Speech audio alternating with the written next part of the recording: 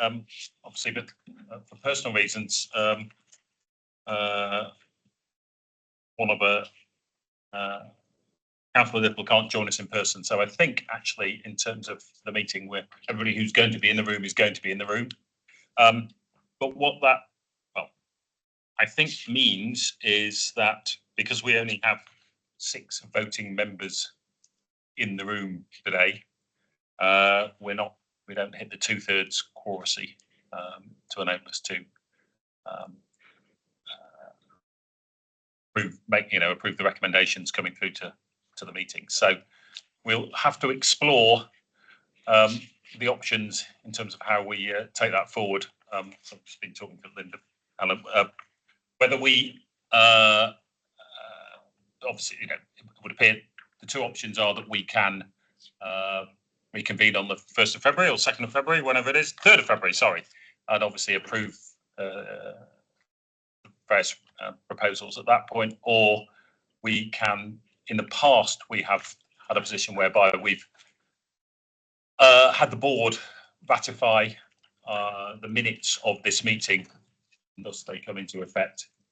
So I probably need you to advise as to how we take that forward. There is a board meeting on the 13th of December, so that could work.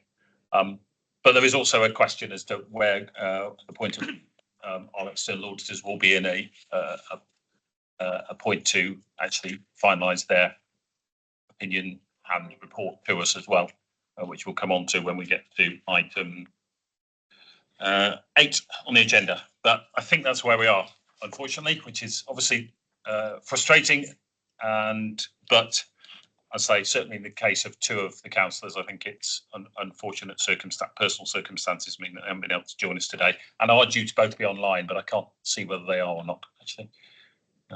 Councillor Edward. Yeah. Yes. Hi here. Good morning. Hi. So, yeah. Certainly, from my preference, given this was a really important decision to get approval on the accounts, I think my preference is that we try and get the minutes ratified as we have done previously at the December board. If we can get these minutes out in time to get them to the December board, to wait until February ARAC is not helpful at all, I don't think. The other option is that we convene an extraordinary ARAC, which would be my preference. I think it's ARAC should be signing off the reports.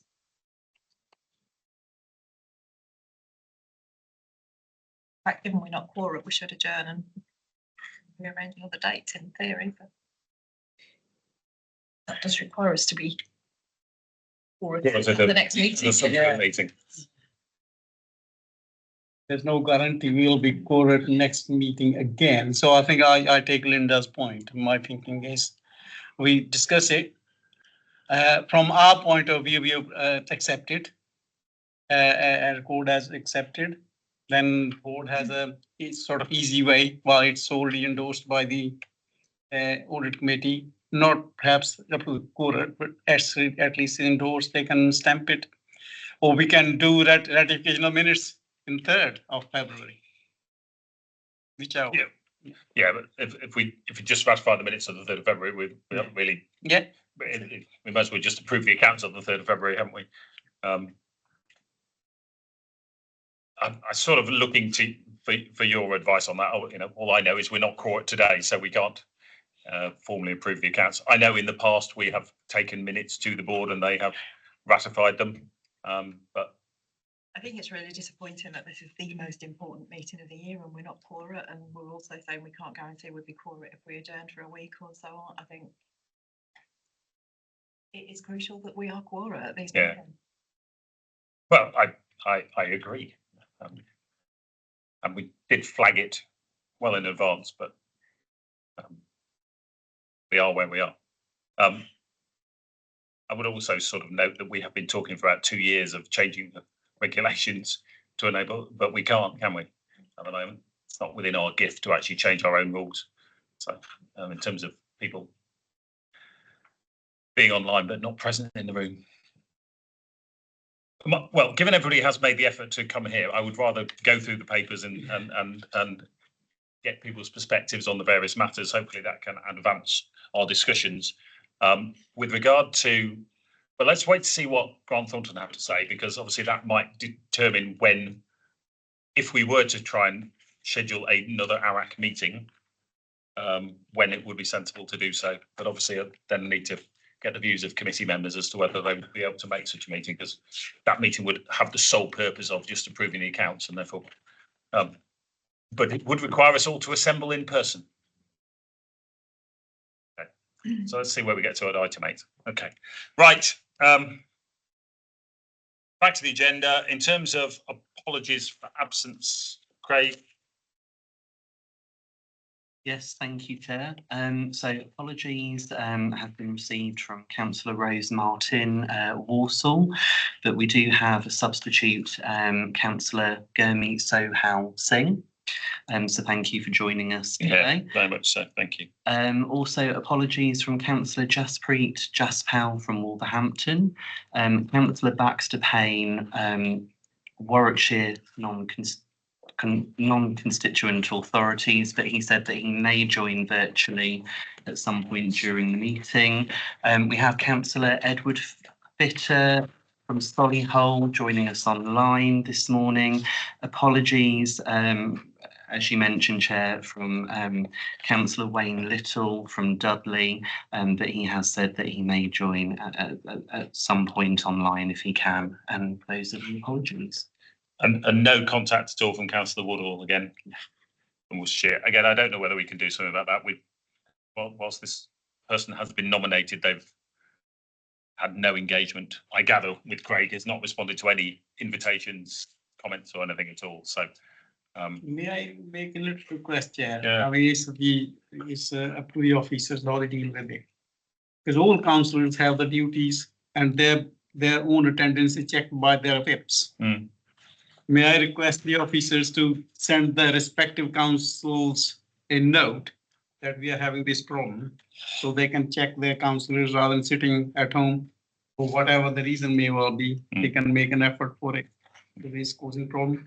yeah, I think that is formally done anyway. Actually, that is increasingly done. I think in the case of Councillor Woodall, though, the fact that they've not attended any meeting, not responded to any correspondence, I think is that's another level of non-engagement, which we could do with understanding. Ultimately, they should nominate somebody else, if, because again, this counts for quoracy, and it's not helpful at all. Okay. Declarations of interest. Members reminded the need to declare any disclosable pecuniary interest they have in an item being discussed during the course of the meeting. In addition, the receipt of any gift or hospitality should be declared where the value of it was thought to have exceeded £25 or £40 of hospitality. Any declarations that people need to make? Oh, thank you very much. Okay, minutes of the last meeting, which was the 30th of September. First of all, just in terms of factual accuracy, any comments with regard to the accuracy of the minutes? People comfortable it's for an accurate record of our meeting? Yeah. Happy with that? Okay. In terms of matters arising, just a couple of one or two small points from me. There was on the independent transport review update, Councillor Fitter requested that the scope should be shared. I think that was done by Craig on the 21st of October. Thank you for that. On the retrofit internal audit report, we do have a follow-up. Rob Johnson is joining us later to give us an update on that. With regard to the network stabilisation grant, there was a discussion last time around, Linda, because I think you observed that it had not been confirmed that that money would be forthcoming. Could you very quickly give us an update on that? Yes, very quickly, as updated to board last Friday, we have had confirmation now that we have sufficient network stabilisation grants to continue to operate and deliver a balanced budget for next year through to March 26. So that risk has been mitigated. That's not confirmation of the full 250 million. That's just. No, we have confirmation of written confirmation of approximately 116 million. We needed 121 to get us through to March 26. We have 116, although there has been some announcements over the weekend that we with regard to bus revenue funding that we're just also working through, which may give us some extra money on top of that. But I have that in writing so far. We're just waiting for an official letter. Very good. Which is obviously reassuring for various reasons. Transport, we'll get a further update on today's meeting. Business continuity, I think that was a question from Councillor Johnson earlier, actually. We will receive an update on the progress against the business continuity internal audit report at the February meeting. Yeah, because I think that's important. So that was all I had in terms of matters arising. Any other matters arising for people? I think most matters are actually covered on today's agenda or are explicitly referenced for the forward plan for January. So February, sorry.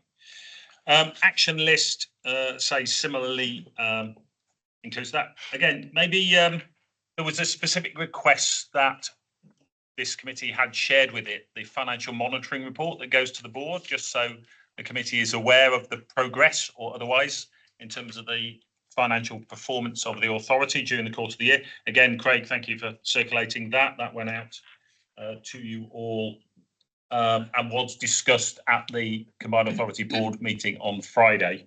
I don't know whether you want to. So I could summarise what I took away from that report, which was there's a small surplus of 0.9 million on in the first 6 months, which is obviously encouraging.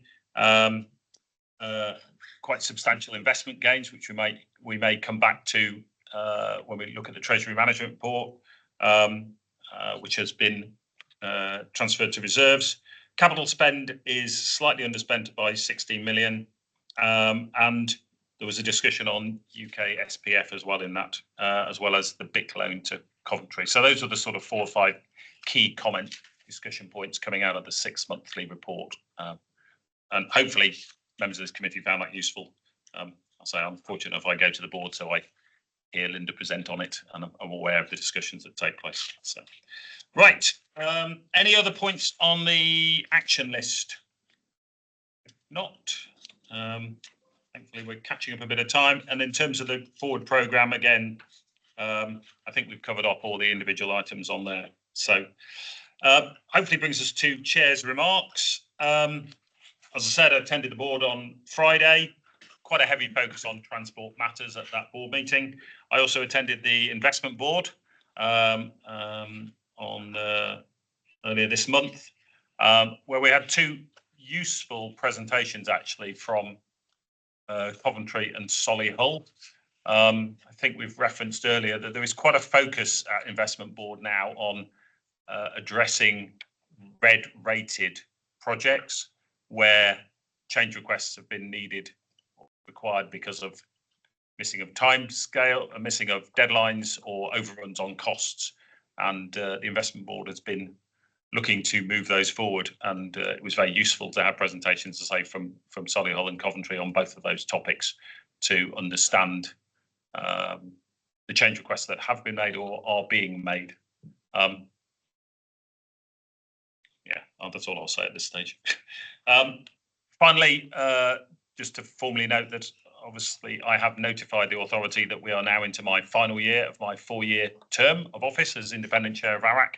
And so the authority will be commencing a process by which my successor will be identified, because my term of office ends 30th September of this year, albeit I've flagged to the authority that if it worked around approval of accounts, I would not be averse to extending by a few more weeks to enable us to get through the March 25 accounts if we're in that position at that point in time. But we'll see. But I've also, we've also discussed the benefit of actually having my successor identified sooner rather than later, such that they can at least observe these meetings and get up to speed with how it operates and the issues that we're dealing with. So that's where we are. So that was it in terms of Chair's remarks, which brings us, I think, quite nicely to the annual accounts for the year. We're 5 minutes ahead, which is probably needed because I think it seemed quite ambitious to me to try and get through this in 25 minutes. But let's see how we do. But you're going to kick off. Yeah, I'm going to kick us off. Good morning, everyone. So I'm Louise Cowan, the Combined Authorities Head of Financial Management, for those who haven't met me before. But this report's been prepared so that members can approve the final version of the 23-24 accounts as those charged with governance. As we've heard earlier, that won't be possible this morning. But the report notes that the majority of the audit process has now been completed without any significant issues to report, and Grant Thornton proposed to issue an unqualified opinion on the accounts.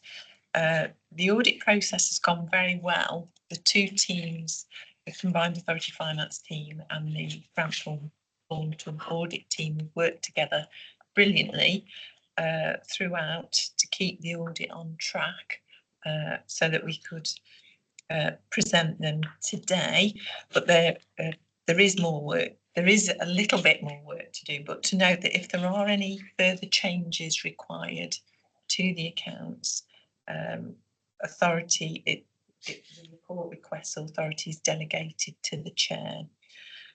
Both the audit findings report and the auditor's annual report are attached in the pack as appendices and present a positive picture of the Combined Authorities financial statements and the value for money assessment for the 23-24 financial year. So I'm taking the report as read, so I'm not proposing to go any further through any further details at this point, but happy to take any questions before I hand over to Grant Thornton. Could you just highlight for the committee the changes to the accounts that have been made since the version they all saw back in July? A number of them have seen the summary that you provided, but maybe you could summarise for those who haven't seen it. Yeah, just a quick summary. There's been minor changes to the narrative report, to the wording of the narrative report following audit. There's also been some changes that we've made as a result of the change in government. So we've changed references to the single settlement to integrated settlement. So in the narrative report, there really are minor changes. In the annual governance statement, again, minor changes to the names of government departments as the DLUC became MHCLG. So that's the Ministry of Housing, Communities, Local Government. Did I miss one out? I'm not sure. But there's those kind of changes that have been reflected throughout. But the main change that's been added to the accounts is the impact of IFRS 16. So we've now included the estimated impact of IFRS 16. So this is the new standard on leases that applies from 1st of April 2024. So we've added a note for those standards that affect future years' accounts, that the estimated impact of IFRS 16 is 8.6 million on the Combined Authorities assets, with a corresponding impact on liabilities. But those are the main changes that we've made since those draft accounts were circulated in July. Okay. Thank you. Which is obviously encouraging that there were no substantive changes. Let's ask earlier if there are any changes to the balance sheet, of which the only change is to change it to say it's no longer the draft accounts to the final accounts, and that's the only thing in terms of the paragraph plot. So, it is. We always have some changes simply through the affliction of time because things happen, people come and go. So one or two additional people have been added in terms of roles within the authority, as well as just updating for statements. I found one single settlement still in the account, so I'll flag that to you a bit later. Just to understand that this new appointment of the director, is it HR director? I'm just trying to people director. But, yeah. Well, it's Sarah Lau, who is leading the operational director. Listen to me, leading both the OD, so the organisation development team, and the HR team, so the facilities management team responsible for business continuity. Can I? Go on. Sorry, I'm going to make a loose comment. Don't get offended. There's, I mean, one thing I'm very happy actually, all the pictures, there's more women on the top now than men. That's good, actually, it's good progress. But that's 9 of the directors here, including Sarala. It acquires probably less than 100 people per director. So I'm thinking, is it top heavy? Yes, the auditors might have looked at it, how it works in somewhere else. So that is the executive team Yeah. who are on the executive board. Yeah.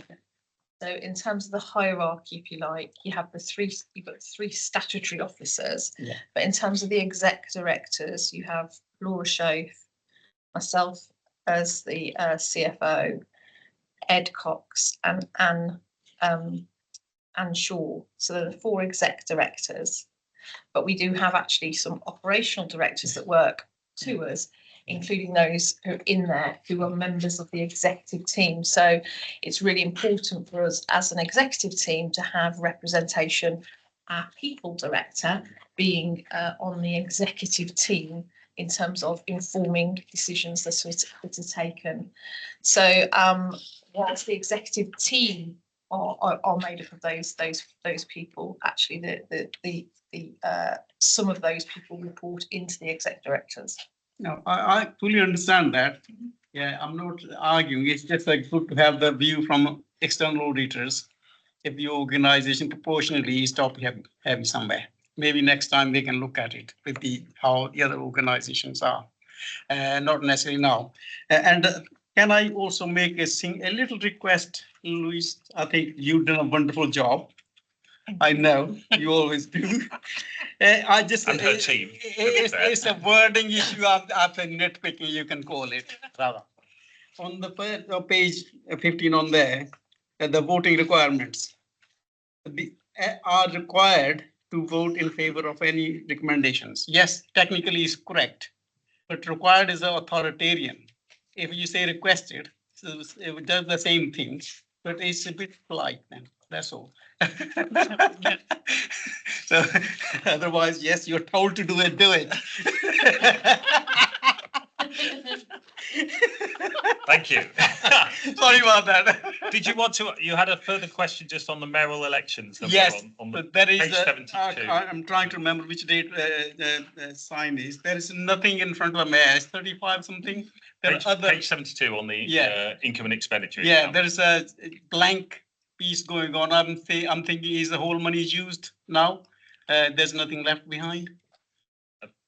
So there's £35,000 Yeah. of net income in 22-23 and 23-24. There's nothing on the line for mayoral election. Yeah, I think it came twice somewhere in the figures. Yeah, it's page 71, which I'm marked here. Yeah. Yeah. 72. Page 70, 72, 50 of the account. Yeah. Yeah, 72 as well. Yeah, same thing. I think coming the same thing. Yeah, there you go. See, on the line for mayoral elections. There's nothing. I've certainly seen it. So it'll appear. Sorry, I didn't have my mic on. The costs will appear in 24-25 because the election took place Okay. in May 2024. Yeah. So I think that seems what I would expect to see. Yeah. Because the line is blank further down. I thought, well, they've missed something's missing there. That's just a But thought. yeah, I suppose Yeah. I was not surprised to see nothing in 23-24. I was probably, 35. it's Yeah. 35 in the previous year. I'm not quite sure why there would have been anything in the previous. Take that and Yeah. just give you an update on why there was a 35 in income on the mayoral Yeah, election. yeah. I don't know off the top of my head. I'm sure that All they right. know. All right. Yes. Don't answer the point on why it's a 35 in the previous year, but just on the voting requirements, just to clarify, so we don't have it coming up each time. If you read the full sentence, it's are required to vote for it to become a decision of the board. So although we're requesting the votes, if we don't get it, it's not a decision. of the board. Thank you. Any other questions? Councillor McCarthy? Just that point on the elections, although the election day was in 24-25, the whole process kicked off in 23-24, though I'm not aware of the accounting conventions around whether you actually put everything to the day of the election. I'd be interested to know what the outcome of that is. Okay, well, if you come back on both those points, that'd be super. Yeah. Thank you. Any further questions on the report and accounts before we hear from the external auditors? Okay, I'll be asking the external auditors when they present the report. yeah, yes, please, that's okay. Right, so Grant Thornton, so we've received both of your reports, obviously one on the audit on the accounts and secondly your annual report. So you just maybe highlight the key things you want to raise and then we'll open it up to questions. So Zach's going to take you through the audit findings report and then I'll pick up the value. Okay. I'm Zach Francis from Grant Thornton, the audit manager on the 23-24 audit. I was going to bring out the key points from the report, if that's okay, and then, like you say, we can go through questions. So page 4 of the report, which is 140 in the pack, sets out the headlines for the audit. So essentially, our audit is nearing completion. We haven't found any adjustments, as Louise referred to, that affects primary statements. So there's no errors that we're aware of which impact the balance on the general. It's all good news. There were some disclosure of presentational adjustments. Louise has been through those already, so I'll repeat them. And there's some control recommendations that we've made in the appendices which management have accepted, and we do this in the coming months. There are some outstanding audit queries that the audit team are currently working with the finance team on. A full list of those is on page 4 in the bullets. There has been some movement on that, okay. Positive movement, and making good progress. We were discussing this earlier.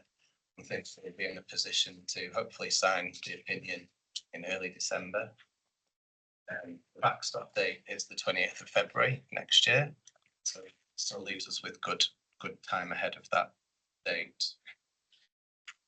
So the opinion will be unmodified, which is a clean opinion, and a copy of that is in Appendix G of the report. But there is one update to that to make you aware of. I think on page 5 of the report, which is 141 in the pack, we say that we'll expect to be able to certify the completion of the audit once we give the audit opinion.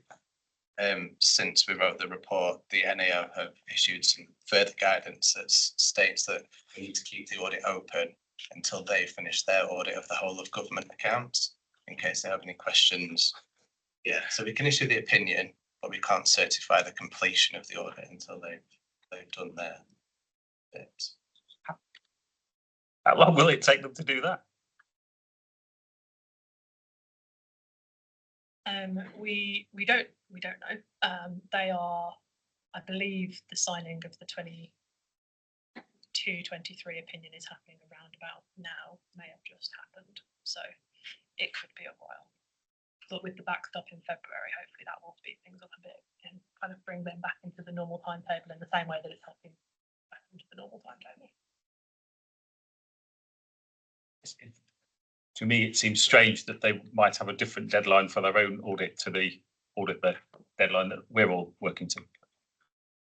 So that has always been the case, because obviously they take assurance from the work that we do on the individual bodies that make up the WGA. This change is because they have effectively changed the way they do their audit. And you may have noticed if you've been reading the detail of our reports, but they've recently increased the threshold for which kind of we're required to do detailed work quite significantly. It used to be about £500 million, I think. It's now 2 billion. So there are fewer components within the scope of that kind of additional work, and instead what they're looking to do is kind of ask specific follow-up questions of auditors in places. And obviously they're not going to know what they're going to want to ask until audit opinions start coming in. So that's kind of the rationale for the change. Okay. In terms of the significant risk areas for the audit, so in our audit plan, we said there were 2 significant risks and we'd be focusing work in those areas. They were management override and controls, which is a standard risk across all audited bodies, and the risk of pensions valuation. So, yeah. It's probably for everybody as well. Yeah. Understand. So our work on those areas is set out on pages 10 and 11 of the report, which is 146, 147 of the pack. So on page 10, you'll see that we didn't identify any issues in respect of management override and controls, but we have listed some control recommendations in relation to the journals process, which management have agreed to look at for next year. And on page 11, you'll see that we've carried out the vast majority of the work in relation to the pension liability. No errors to report to you. The outstanding item in that area is the letter from the auditor of the pension fund that we need for assurances over the controls of the pension fund and the asset valuations of the pension fund. So that letter is expected by the end of November. I was going to ask specifically about that because obviously, that's one of the things that's outside of the control of people in this room, direct control anyway. So you are expecting that by the end of November. Yeah. Okay.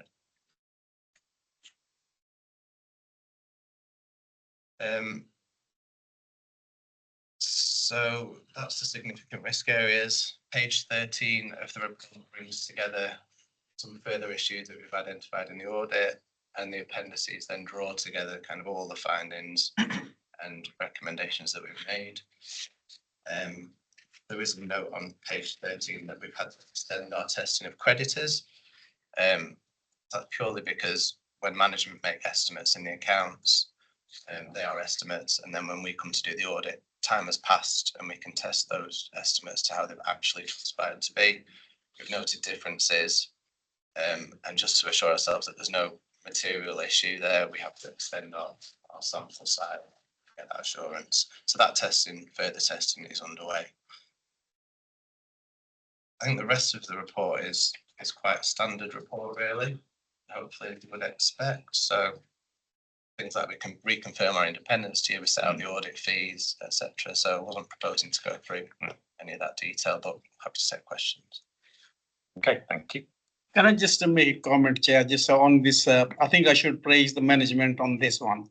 On page 13 of 35, in the third paragraph, within transport, there has been higher than anticipated advertising income of 1.3 million and the budget.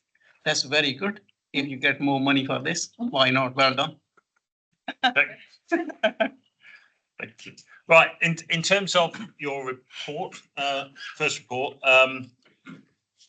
yeah, obviously, very pleasing to hear that the audit has gone well and it's well progressed. Yeah, page 4 does obviously have a number of things that are still to be completed. I say this was issued on the 7th of November, so I was keen to understand how much of these are still outstanding.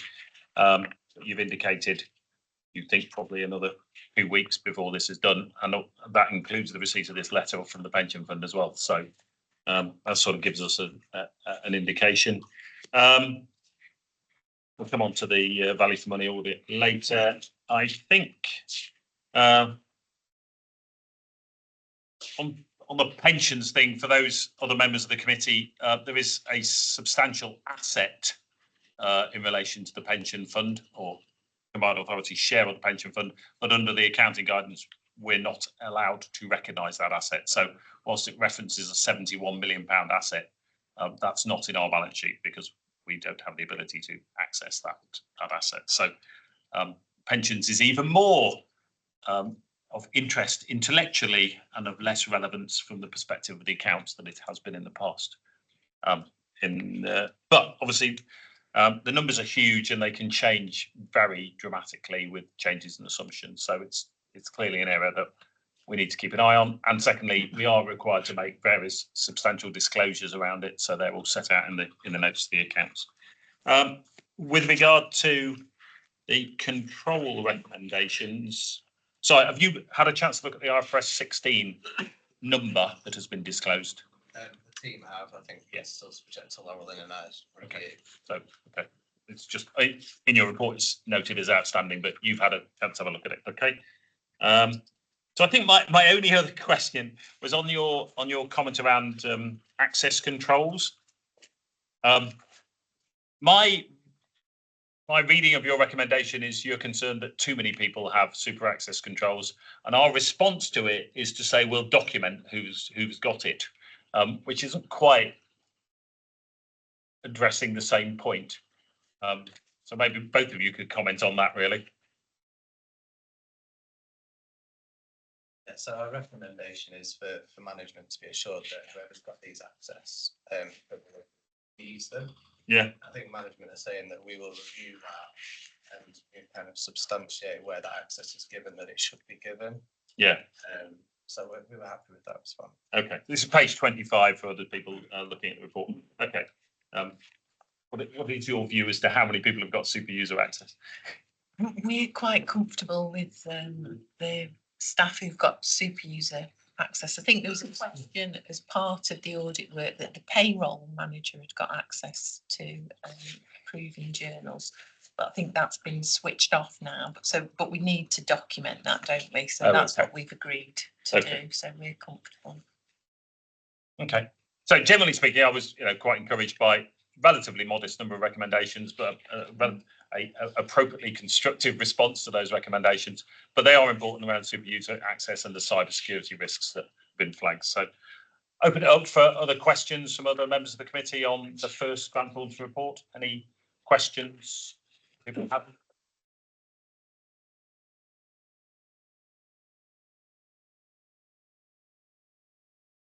I think on the recommendation, I'm not perhaps within the sort of we are going to discuss further down. Yeah, we're going to come on to the next. Okay, yeah, Yeah. that's fine. Yeah, it's okay.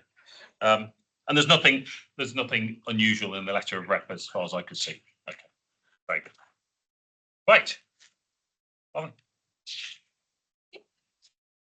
So the next report sets out a summary of our work and our findings for the arrangements to secure value for money. It obviously is quite a backward-looking report, as most of our reports are. So this covers the arrangements during the financial year for 23-24. I'm not proposing to go through the report in detail, but I just wanted to kind of summarise the sort of options available to us when we're doing this work, so that we want to put the context around what the report's actually saying. So the work that we do for value for money is risk-based. So we do a relatively high-level review arrangements, and we do a sort of deeper dive. We do more detailed review if there are areas where we have particular concerns.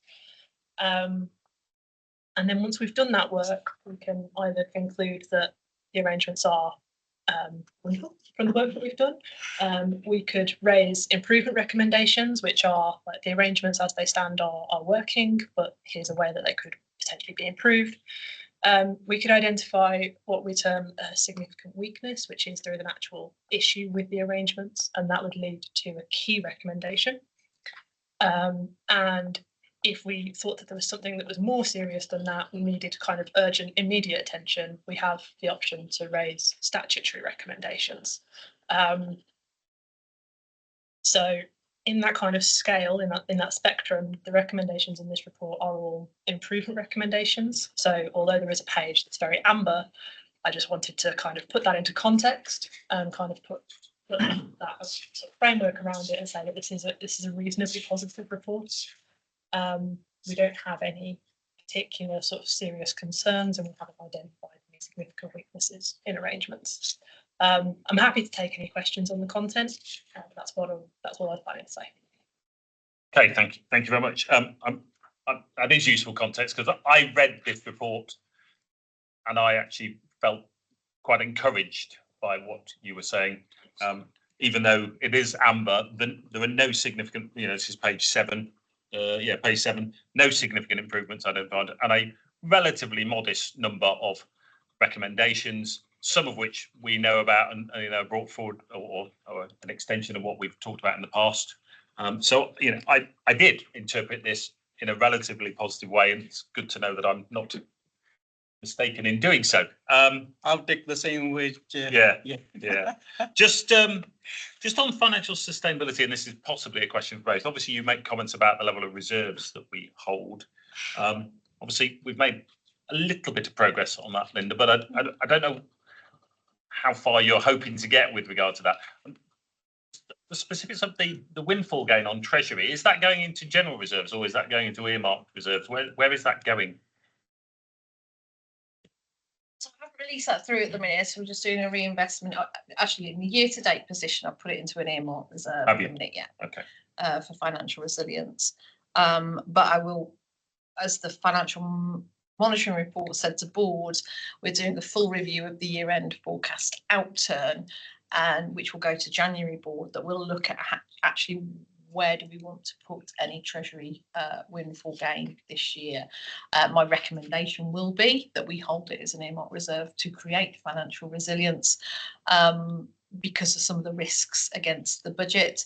But I'll look at that as to whether I do that or whether I let it drop into general reserves more freely.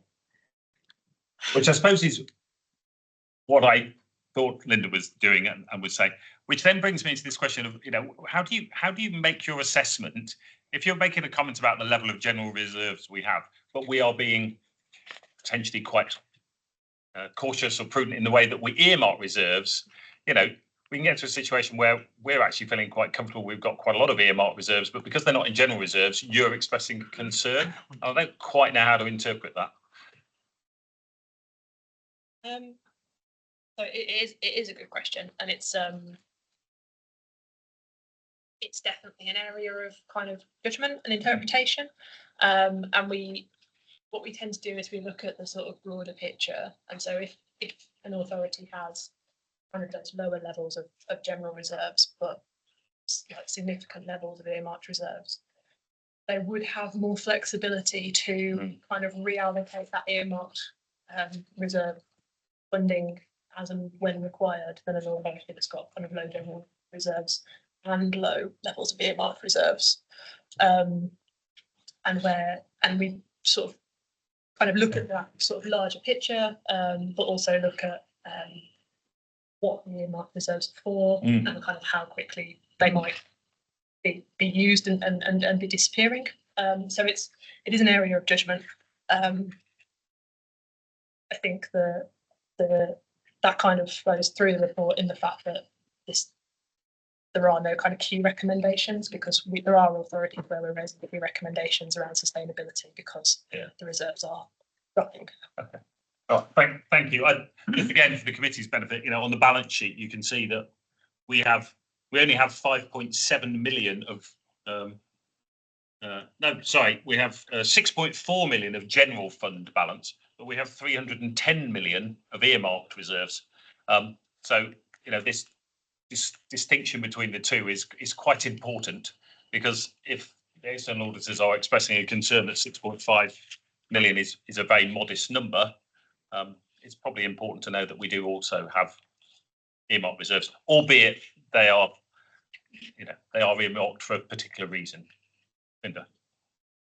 Yes, so absolutely. So I will have to give a statement to in the budget report around the adequacy reserves and the financial resilience and the robustness of the budget when I take that report to board in, I'll take it 3 times, I think January, February and March. And when I look at that, it is about a judgment, not just about the value of the general reserve, but around the totality of our reserves. But as Lauren has just said there, actually, if I'm putting things into earmarked reserve, they are earmarked for a specific reason. So actually, we know we've got a high financial risk around the cost escalation around the network at the minute. So a lot of the reserves will be tipping in for that. So actually, there is still a need for us to just assess the level of general reserve as well. But I do look at it in the totality.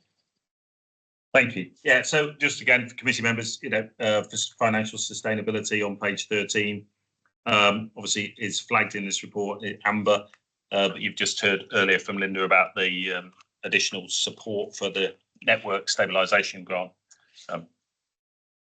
Yeah, and just as I highlighted to board last Friday, very confident that we'll be able to take a balanced budget, a draft proposed balanced budget for the 25-26 year to board next year. But actually, we are already starting the conversations through the Mayor and Met leaders, reigniting them, should I say, because it's not that they've gone away. We've just had a little bit of a gap the last couple of months. But actually, on the 6th of December, we are refreshing that conversation with them about the medium-term financial sustainability and the ongoing financial pressures in the 26-27 financial year onwards, of which there will need to be significant either additional local income or cuts to services. So that is something that we are addressing with leaders starting again in a couple of weeks' time. Very good. So in terms of the specific recommendations, these sort of start on 16. There's the first one around building a general reserve, which we've just been talking about. Linked to that to some extent, having a long-term bus network strategy, which again I think is well understood. The capital programme and making sure that obviously that's all subject to appropriate review. Then in terms of the governance recommendations, we've got around identification of risk, although again positive comments in here around the progress that has been made, positive comments made around the progress on internal audit and that's contribution towards governance. So again, was encouraged to see that. And then the final list of recommendations on page 25, cross-directorate working. I think that was an interesting recommendation coming through around partnership plan and the capital programme and the ARAC report we've talked about previously. So I didn't know if there's anything specific you wanted to comment on. I welcome the recommendations. I think they're certainly very consistent with our understanding, and in some respects we've discussed some of them. So I would hope you were flagging those. I think, Councillor, you wanted to raise one particular point. Certainly will do. Yeah, going back on the slightly page 19, I think on your report, the audit committee is mentioned quite nicely. The only thing which I have a grumble with is I believe we have got a very perfect or very able chairman who is independent, and that's and we are very confident, I think, to see this is happening. There's extra one putting another one with no right to vote. We will still be in the same difficulty as we are today. If you get another person from outside, what will it change? Nothing whatsoever. So I'm thinking that's not value for money to putting extra one on it. That's my way of looking at it. Unless somebody persuades me there's more benefits to it, to the recommendation. So my belief is A should be actually green rather than that recommendation. So there should be no extra ones, because we got a chairman previously. I remember Linda, he was very good. Now Mark is very good. So while we need another one, I think those people who are where the committees are, I think General Sipfasser suggestion may be where the audit committees are and they don't have experienced people behind them, right? Then it's right that they have to have a holding hand person to guide them their way to go. But here we've got the experts. And some of us are hanging around sometimes, and so I'm saying we don't need an extra one to spend money for that. And first you advertise it, get somebody else, pay money, and then you make all the administrative adjustments for it. And my view is one person is good enough. We don't need two. I just accept my thinking is a monitoring officer and Linda's view. I think my view is this simple. We don't need second one on it. So I'm aware that this was guidance, guidance coming out from SIPFA about increasing the number of independent members of ARAC to 2. You've heard Councillor Lacker's observations as to the added benefit of moving from 1 to 2. I think that's something for the authority to respond on going forward in terms of the makeup of the committees and the wider governance arrangements. And I think the other point on that is that although it is a best practice recommendation from SIPFA, it may well be that the authority determines that it's a recommendation that they do not wish to adopt, and that's a decision. Okay. So can it go 0, sorry, red, green here? That's the question. So rather than this member. Yeah, okay, thank you. Opening up to questions from other members of the committee on this this report. Any other questions from Grant Thornton on the draft value for money report? Certainly, Councillor Bardsley, you've been with us for a little while. I think we've certainly seen progress in these areas, but I'm all for continuous improvement, and I do welcome the recommendations you're making, and I think it's then for us to decide how they both best fit with where the authority is and where it's trying to go. But, unless there's any further comments, no. The only comment is that good job, apart from the fees. I know you'll hear from every authority that, including my own. Thank you. Just to note, obviously it's very encouraging to hear the positive way in which the audit's been undertaken this year and the progress that we've made. We have had quite a lot of challenges in recent years, and it's certainly, from my perspective, in terms of the 4 years I've been involved, it seems to be the smoothest audit that we've had. So thank you to both the team at the Combined Authority and to Grant Thornton for the progress that has been made. And yes, if we could just get over the line as quickly as possible, that would be equally appreciated. Good example for many other local authorities, Chair. Oh, well, that's very kind of you, sir. Thank you. Which sort of brings us to where do we take it from here, which I think is where we were previously. I think what I've heard is that probably it won't be until early December that we would be in a position to finalise the accounts. So I've got a few tiny points just to pass on, which I will do straight after this meeting. We did delay the January meeting to February, didn't we? Because it clashed actually with other matters. So yeah, the question is, there seems to be 3 options, which is we wait until February, we take it through the board, or we try and arrange a separate meeting. I am really unhappy and uncomfortable with waiting to February. I think it's disappointing. It will be very disappointing, particularly for all the good work that the auditors and my finance team have done, to then have to wait for 3 or 4 months to get it signed. It will be very disappointing for the team to see something continually drag on when they put in so much effort to get an early signature. We were very excited and proud to be probably one of the first authorities aiming to have signed off today. So I'm really uncomfortable with heading into February. My suggestion would be if it is we would like it to be a responsibility of ARIC. I wouldn't want it to go any further past the December board deadline. So my option would be maybe schedule an ARIC the week before the December board. And if you were to approve these, but if you're not towards that point, we still have the December board to sign off the minutes. Chair, I think we don't have a guarantee that there'll be quorum again. My thing is, we are here, we haven't got any problem here to say, yes, we are agreeing with it. Not officially, we can't do because we got short of 1 person, but we have a general opinion here, which we can put. The audit committee is generally agreeing with it. Then the board can just say, yes, we accept that view. So that's easier way rather than going another meeting and taking the risk that there'll be a possibility of organizing it. I'll go with Linda's thinking. I suppose my suggestion of doing that was to send a clear message to Eric of the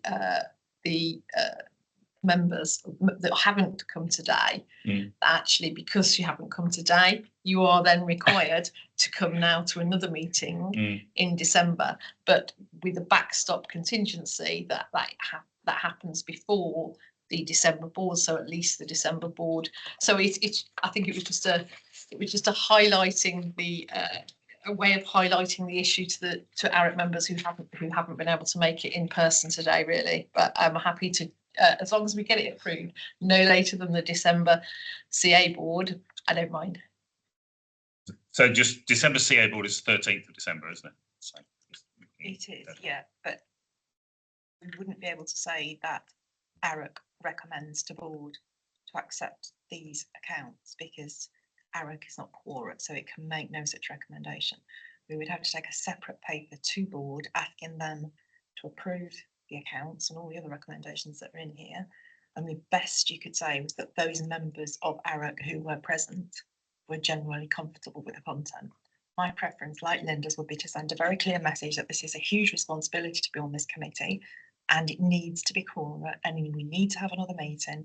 But if you don't think that people will definitely be here, then there's no point in having another quorate meeting.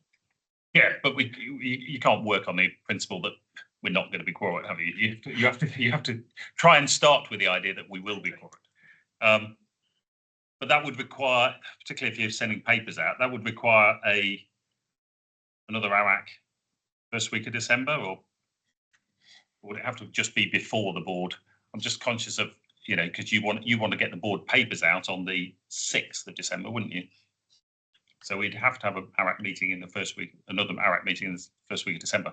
I have to say, if we were looking to try and get ARAC together, I would maybe look at the possibility of other things that, rather than just get people together for like 10 minutes to approve the accounts. Would it be possible to bring forward some of the stuff from the February meeting? I think that would be a little unfair on officers, because they would have to turn around some very significant reports that they were planning to take to February in the next 2 weeks. Agreed. Now, if I could suggest, we only need 5 clear days to issue papers. It only needs, well, it either needs a reissuing of this particular paper or reissuing of the whole pack, or you could adjourn the meeting and convene on any day, and then we don't need the 5 clear days. For this Adjourn meeting. this meeting, having had the discussion, set another date, make sure everybody comes and is quorate, and then we don't have to reissue the papers, and then all the decisions today can be formally taken Right. on Okay. that date. Okay. Councillor Johnson. I suppose from my point of view, I'm normally quite available for stuff. So I don't know if it's worth asking the councillors. Yeah, I'd say like give any day and I'm more likely to turn up and nod my head. Well, I'm just looking at my own diary. I could make the 4th, 5th or 6th of December and I could be available for a meeting on any of those 3 days. I'm willing to I'm happy that blunt force, hopefully all of us turn up one day. Yeah. It's all good. Yeah. I don't know if maybe not 3 days in a row, give me No, one of those 3 days, not all 3 of them. One of those 3 days I could make any time on the 4th. As a councillor, I'm comfortable just being told, come on this day. Because I do have the advantage because I live quite close here. Yeah. But I know it's quite an inconvenience for us. Other councillors? Chair, I can be available on 2nd of December or 4th of December or 5th of December, not 4th. The other 2 dates, I'm happy to come around unless you want me to come on Saturday. Sorry, you said that you could be the 2nd or the 4th? Yeah, sorry, second or 5th. 5th, okay. Councillor Little, I think you're a... Oh yeah, thank you, Chair. I think if it helps, it's a virtual yes in terms of agreeing with what we discussed with the audit papers today. So if we were to put that recommendation to the board, we've got the 6 people in the meeting and the virtual yes. I know that they're consulting on the ability for councillors to vote in meetings virtually. I think it's worth us taking that to the board. Helen, do you want to comment on that? My understanding it's unequivocal that we can't have a person virtually contributing to quoracy. No, as I said, you could do it by taking it to board, but it would be a board decision. It would take away Eric's right to make the decision. Oh, okay. But Eric has made the decision. If a virtual councillor can't express any opinion, then I think there's no point of me being on the call. The legal position at the moment is we shouldn't have virtual councillors even expressing an opinion. We allow it. But you are not quorate, so you can't make a recommendation to board. We can say that those who were present virtually and in the room were generally happy that it would have to be board's decision.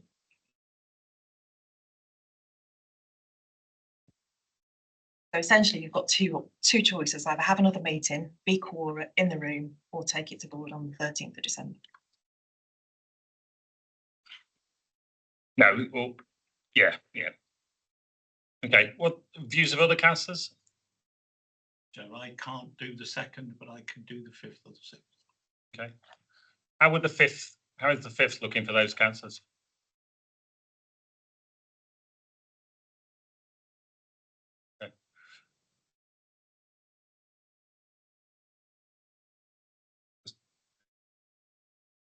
Okay. I know we need to know whether, obviously, Councillor Martin has sent an alternate, so we'll have to wait to see whether she could make it anyway. If she's not available, I can comment it. Okay, thank you. Councillor McCarthy? The 5th work for you? Okay. Right, shall we provisionally suggest that we will try and have a meeting on the 5th? Craig, can you contact all members of the committee ASAP to confirm that whether the 5th would work for them? And then we will attempt to go forward on that basis.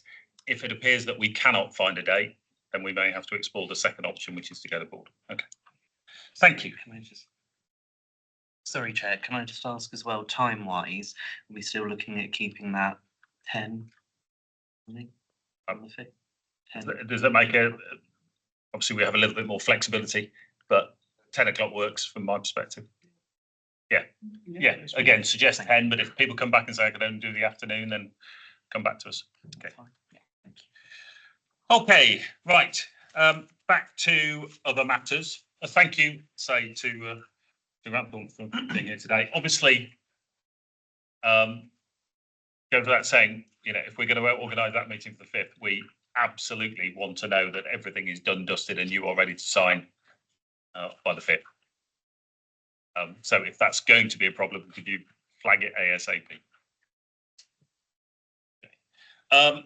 Right, internal audit report. We're a little bit behind, Matt, so if that's okay. Yep, I'll quick. Thank you, Chair.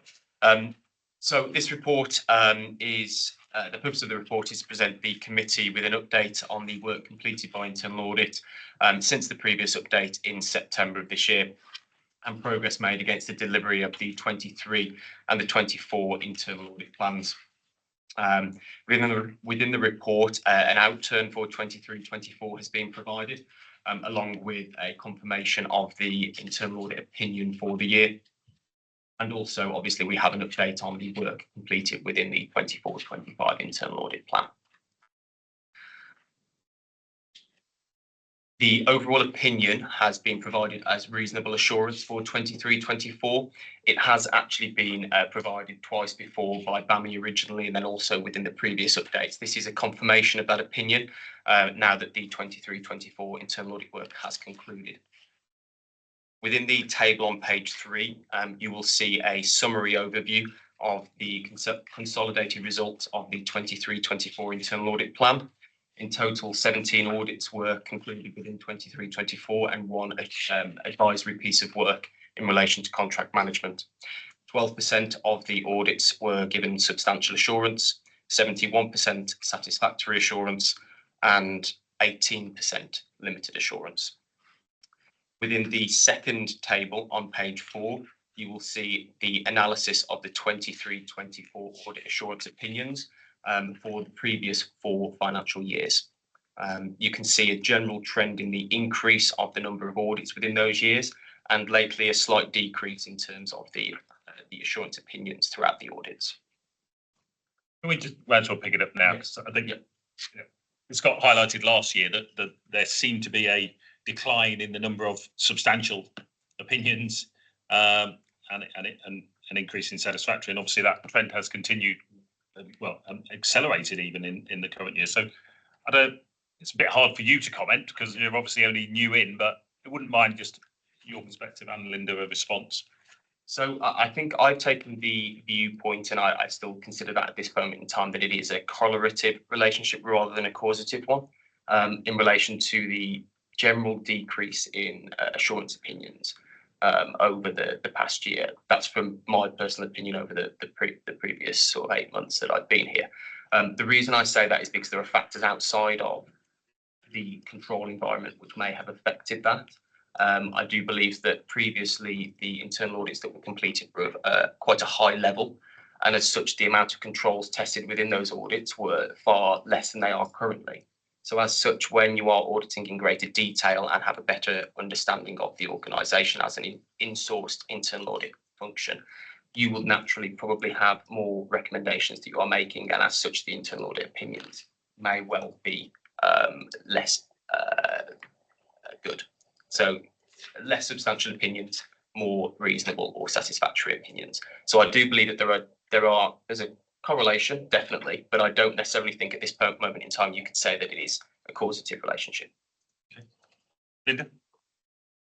To echo what Matt has said there, actually, I think, bringing the service in-house means that actually we have a more robust internal audit function that understands the operation risks, etc., associated with the organisation.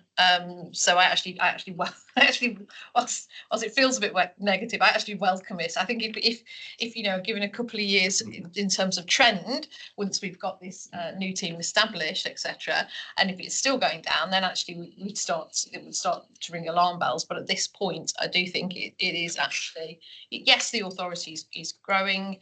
Yes, the authority is becoming more complex. All sorts of challenges for us. Equally, I do think it's we need to just be mindful of the value that Matt and the team are now bringing to the organisation. Okay, thank you. As the chair and having been here for 3 years, I am not overly concerned by this. I would be more concerned if the combination of substantial and satisfactory was substantially lower. It's still 14 out of the 17. So, but yeah, I would also welcome a reversal of that trend and more substantial opinions going forward. But that is where I sit. Again. I think it's acceptable the way Linda explained. I think it'll be better in future, perhaps. Yeah, it's like trade by picking up the speed later. Yeah. Yes. Okay, thanks, Matt. Okay, so to continue, on page 5 of the report, there is a table which documents the updates for the 24-25 internal audit plan. So those previously reported within the September meetings.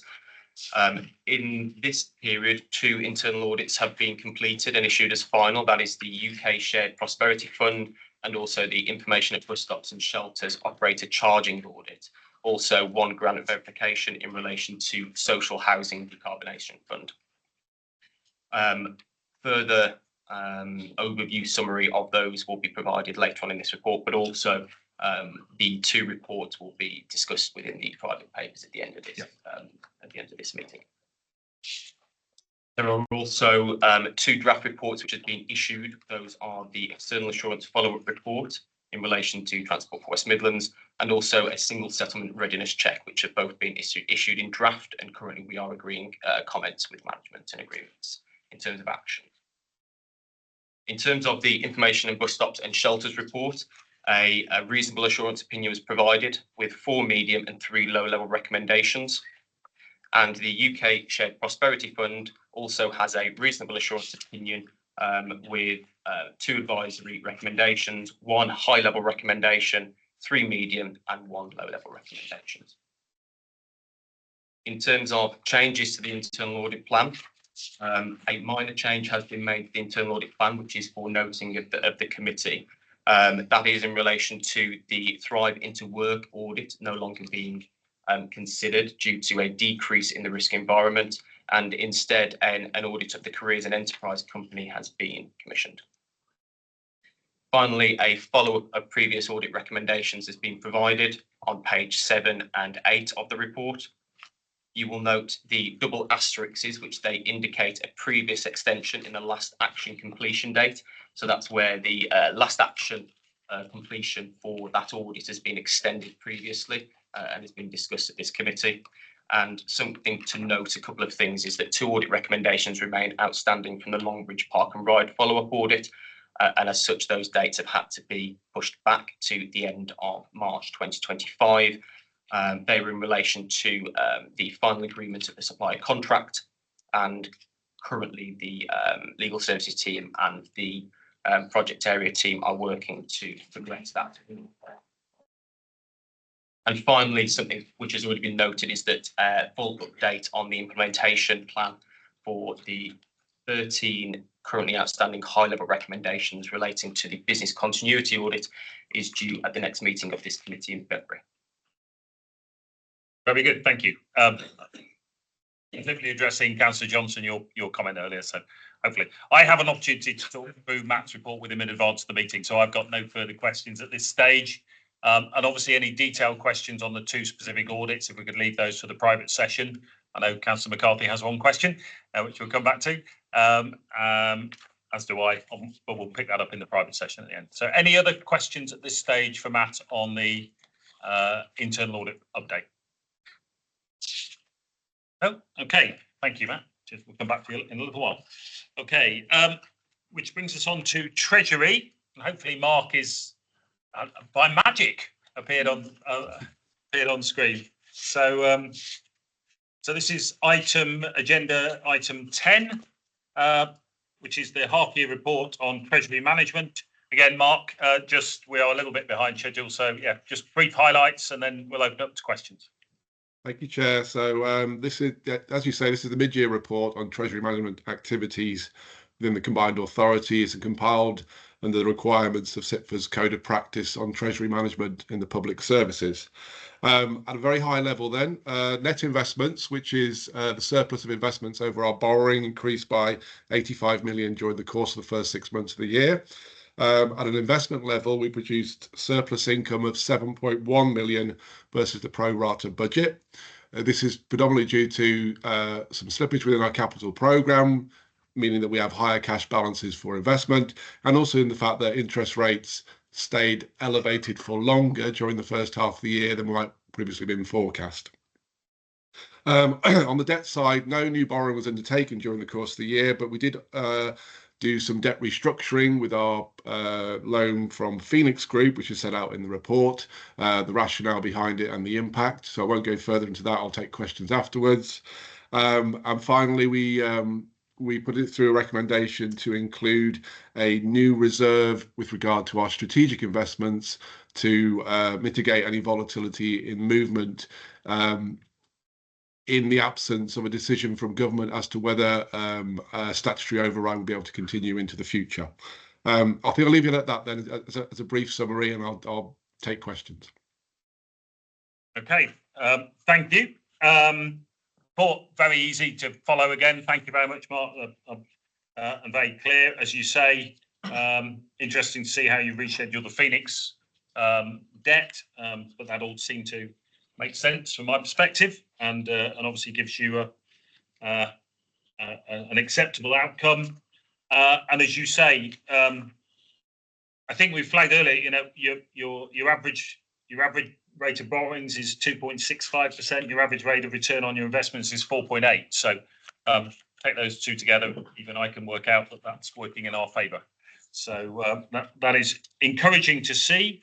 And I note in the appendix that the investments that you are rolling over at the moment, you know, typically this is Appendix A, you know, 3.75 up to 3.9, and the new investments you're putting out are still 4.5, 4.6. Obviously, I imagine Bank of England base rate will be making that a little bit more challenging going forward, but still, at the moment, you're in a position whereby the investments you're rolling over are on better terms than the ones that are completing. So, and I finally, I note that vis-a-vis the Section 114 investments with authorities in Section 114, there is only one left in terms of Birmingham City Council, and again, no expectation that that won't be repaid in full at the appropriate time. So yeah, I didn't really have anything further to ask about.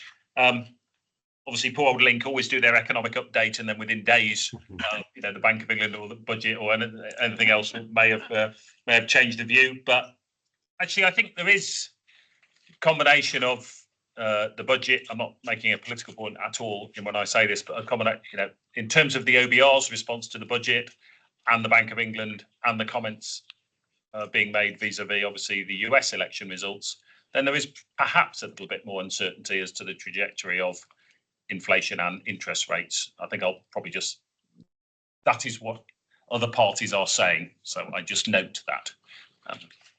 But open it up to any other questions from other members of the committee. I think this green sign looks well good, though it looks like amber, but it's green, isn't it? Yeah. Yes. Yeah, sorry, should have flagged the KPIs all green in terms of the strategy as well. So Yes, they are. Apologies for that. When you convert it into the modern gov.dot system, it went from green to orange for some reason. Thank you for writing green on it. That helps. Any other questions from other members of the committee? In terms of the strategy, is that being brought to the January meeting or the March meeting? I can't remember. Does anybody remember? It would be brought to the proposed February meeting, obviously subject to changes in dates, but we would have the training session for members prior to the meeting itself, and then the strategy thereafter. Yeah, that's what I wanted to check. So for members of the committee, we do provide some training in advance of the requirement for us to sign off on the Treasury Management Strategy. So that will be done in the beginning of February. Okay. No further questions. Happy to note the report, and thank you again, Mark. And obviously, it is encouraging to see the positive contribution that Treasury Management is making to the overall financial position of the authority. Thank you. Right, we now have a couple of verbal updates for us to consider. The first one of those is a follow-up to the discussion we had around the retrofit scheme, and Rob Johnson has joined us. Hello, Rob. And will now join us just at the table. Rob, do you want to come up here, because there are people on the screen? So, do you want to come up here? Yeah, that'd be good. So, committee members will know at the last meeting we had an internal audit report on retrofit, and I think one of the questions that arose was vis-a-vis the level of the status of the current the schemes we had, and the contribution they were making to the overall strategic targets that had been announced for the area covered by the combined authority. So, Rob, thank you for coming along and just maybe providing a little bit more context for that. You and I obviously had the benefit of having a separate conversation, right, so right. It's obviously for you to update the rest of the committee in that context. Thank you. Good morning, everyone. My name is Rob Johnson. I'm the head of delivery, building retrofit. Been with the combined authority 2.5 years now. So, if I may, I'd just like to provide an update on a few things really relating to delivery. I mean, one of the issues with retrofit across the sector, to be honest, is the accuracy of data of existing stock properties. By means of an update, we're currently working with across the West Midlands with various RPs, local authorities, who formed initially part of SHDF Wave 1, Wave 2.1, which is currently in progress. The purpose of that really is to review the accuracy of existing housing stock, and in particular the number of priority homes. Much of the existing data surrounding the EPCs is found to be flawed and inaccurate. This is basically across the sector. Through the WMCA delivery team, we're assisting through completion of retrofit assessments through our own technical support team. which we put in place following SHDF Wave 1, and that's working very successfully, really to determine the accuracy of EPC data. Initially across Wave 2.1 SHDF programme, but also additional homes to those currently within the programme. A lot of the local authorities in particular, and several of the larger RPs are working with us to sort of build reserve stock effectively as we're heading towards integration and the pilot scheme. The benefit of that carrying out retrofit assessments at the moment is we can ensure that data is accurate. You know, if you go onto the government EPC website, a lot of the EPCs registered, it's archaic data. It's so far out of date. That will greatly assist us in obtaining the data for proposed pipeline properties, which we're currently working with the innovation team and the policy team as we head towards next April and hopefully the commencement of the pilot scheme. In regards to monitoring performance, which I think there's been a few questions asked over the last few months in regards to that. Through the current SHDF and Net Zero neighbourhood programmes, the majority of the RPs and local authorities across the programmes are installing monitoring systems such as switching, which is fairly new to the market, but that's following installation of the various energy efficiency measures. The results of this monitoring will be reviewed during the coming months.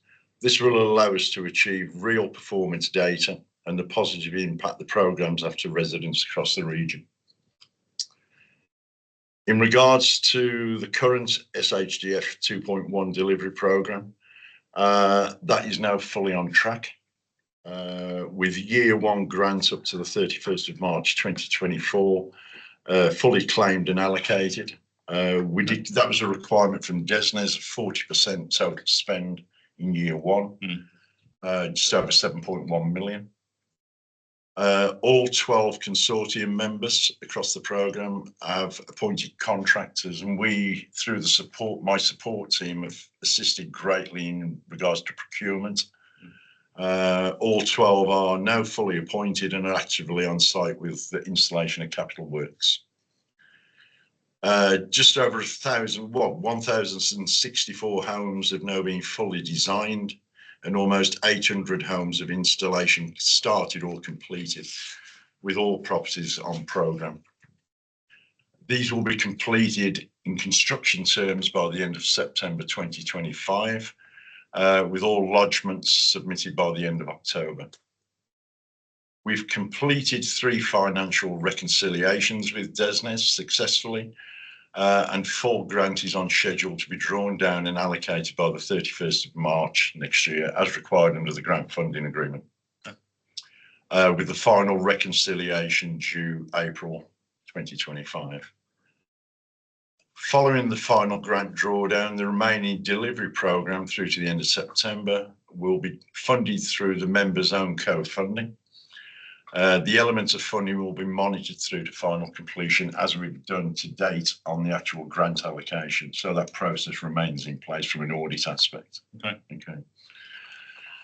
The total grant spend will be just over the 17.7 million, which is the full allocation. Yeah. We're not forecasting any underspend at all. If there's any additional grants, it'll be greatly received. Co-funding stands at just over 42 million, and a total capital project cost of just over 60 million. So in regards to the overall programme, I'm more than happy with where we are. We have bi-weekly meetings with all the RPs and the local authorities from a project aspect, and that's very, very closely monitored both in construction terms and financial coordination through our finance business manager. Just remind me, so how many properties do you anticipate you will have? It will be, just with the flight amendments, just under 2,000. Okay. Councillor Bradley. Chair. Very helpful to have the verbal update. We had a written report to the last meeting. Is it possible, Chair, for Rob to, put some of what he's just said into a note that can be circulated? Because we had a lot of numbers and, I've taken some of them in, but obviously missed others. And Yeah, I'll be more than happy to do that, no problem. Yeah. So you're absolutely right. So I think I said to you the last meeting there were two principal questions, queries that came out of the internal audit report. One was exactly, and I think you've responded very adequately on the first point, which was the spend on SHDF 2.1, which is the 18 million, and we were somewhat felt like we're a little bit behind where we thought we were going to be and whether or not we were going to actually spend. But I think you've just given us pretty clear steer there that actually of that 18 million grant, you will be drawing it down and you anticipate spending it accordingly. So I think that is reassuring to hear. The other bit, which was the slightly more the other factor that which we were struggling to get our heads around was there was this observation that the combined authorities area was trying to get retrofit of 294,000 properties by March 26, I think it was, which given that you were comfortable around 2,000 properties, sort of left quite a lot to be covered through other programs. So 294,000 by 2026. Do you want to comment on? By the way, 1.2 million by 2041, but that's a while away. Okay. I'll probably be retired by then, to be quite honest. But no, I mean, in regards to the numbers, I mean, it's obviously, I think though that six-figure number was sort of based on a guesstimate really of RP stock, local authority stock. I think to put more substance to that, as I said earlier, we're now going through with each individual RP, truly West Midlands based RPs and local authorities, in regards to the accuracy of that data. So we took, the object of that really is to sort of, review real figures, exactly what is the problem, how many properties are sort of bordering on the verge of fuel poverty. How many are actually in fuel poverty? And I think the process we're going through at the moment with the devolution pilot, we've held two collaboration events now, where the attendance has been phenomenal. We're now going through pipeline developments with all the RPs and local authorities, all 7 Mets, and some of the figures coming through. I can't give a total on that at the moment because it's a process we're still going through and we'll be going through for the next couple of months. Yeah. And that will also involve non-domestic as well, sort of PSDS. So, I mean, for example, we just had one local authority come back to me, West Mids Authority, with circa 12,000 properties. Right. That's just one. Yeah. And that's over the next sort of 3.5 years. Right. So those numbers are going to increase significantly. Right. But the important aspect of it is obtaining that important data. Okay. So, Nick. One other question, Chair. Thank you. Obviously, we're all aware that the government also has a pretty ambitious programme of new house building. And at the end of the day, and forgive me, this is a comment that you can agree or disagree, a lot of the same tradespeople are going to be involved both in new house building and on retrofit. Is that going to create a problem, or is there a plentiful supply of skilled trades in this part of the world? Yeah, I mean, it's a good point, actually. It's a valid point. From my side, I'm from a house building background, but for over 30 years now. So, I think the one thing I found since I've been involved in the retrofit sector, and it is still fairly a new sector, is that it's very much a specialist trade as well. house building. I mean, the new build house building sector has, you know, an established supply chain, which I've used for many, many years. But, you know, I think we're dealing with subcontractors now that, you know, very rarely, if at all, get involved in that new build sector. So it's very much a specialist.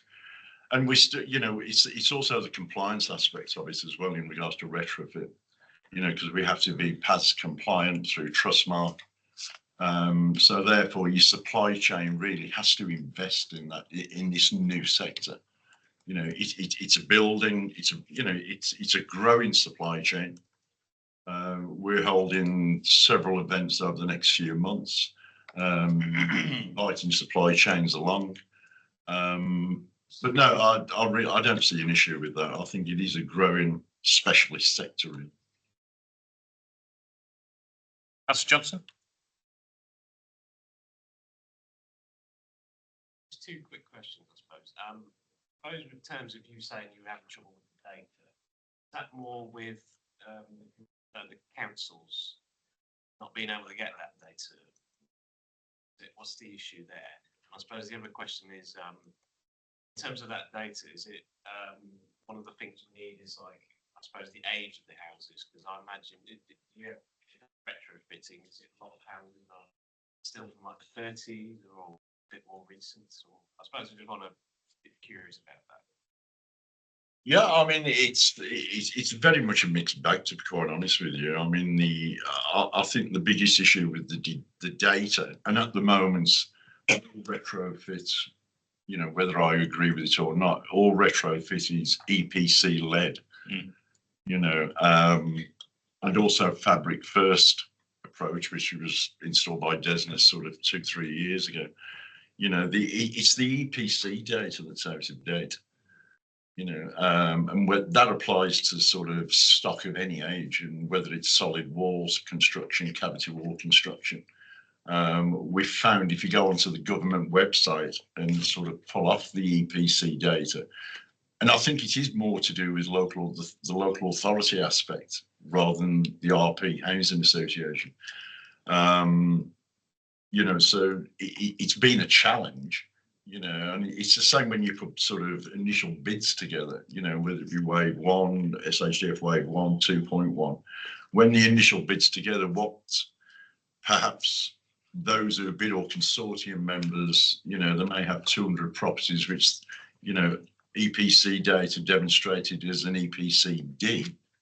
When you actually carry out the retrofit assessment, it's a C. It's therefore non-compliant. So I think, from a positive note, I think what the process we've installed in that now is that, and it's through the technical support team we've established here at the Combined Authority, is that we can, we do charge for it, by the way, so it's 5 minutes in a bit. But yeah, I mean, it's allowing us to establish that accurate data, you know, and also build reserve property lists up as well. Any further questions, Rob? So this was really, we've invited Rob along because there were various questions coming out of the internal report. So really appreciate, one, your time, and two, coming along today and providing further input. But if, maybe a brief summary of some of those stats in a note, because there were a lot of numbers flying around, so that'd be great. And maybe on those numbers, individual authorities, how many properties are dealt with? Per local authority. Yeah, please. Yes, That's no a good problem. idea. Yeah. Shall I issue that through Craig? Great, yes, please. That's great. Thanks, Tom. Okay, yes, thank you very much. Right, you've got us back on time. Thank you. Independent transport review update, Helen. So obviously we received details of the scope, which suggested some preliminary findings at the end of October, but my understanding from board the other day was that will be being brought to board in the near future, but you could update. Yeah, thank you. My understanding is that the initial work has been completed in draft, and there are discussions with the mayor and the team later this week. Okay. And then obviously those initial findings will need to be shared with management. Management will together a response and a decision taken about next steps. So imagine board in December will be the next update, but is to be some information published from that report. Okay. I can't be shared. Okay. Right. And Matt, just in terms of the follow-up report that your team was doing on transport, want to just update us on that? Yes, so a draft internal audit report on the work has been completed and has been issued to management very recently. So that report basically provided assurance over previous external assurance reports we were provided in relation to areas of governance, financial management and risk management within TFWM and particularly within Metro. So that report has recently been issued in draft, and as I say, we're just working through the moment with management for comments and agreed actions really from that. So we'll present the final report to the next meeting of this committee in February. Okay, thank you. I think got a sense of where we are. Obviously, these are important reports, and it's important that we get sight of them in due course and understand the actions being taken. Obviously, it's referenced in the Grant Thornton's report as well. The need for the successful rollout of the capital programme, particularly in transport, but also in housing, to be honest, is pretty critical to the success of the authority. So, okay, thank you. Right, which I think means we're leading into the private session. So at this point, for certainly nobody in the room, anybody online, in accordance with section 100A of the Local Government Act 1972, the public and press be excluded from the meeting following items of business as they're likely to involve the disclosure of exempt information as specified in the paragraphs of the Act. So can we confirm that that's happened?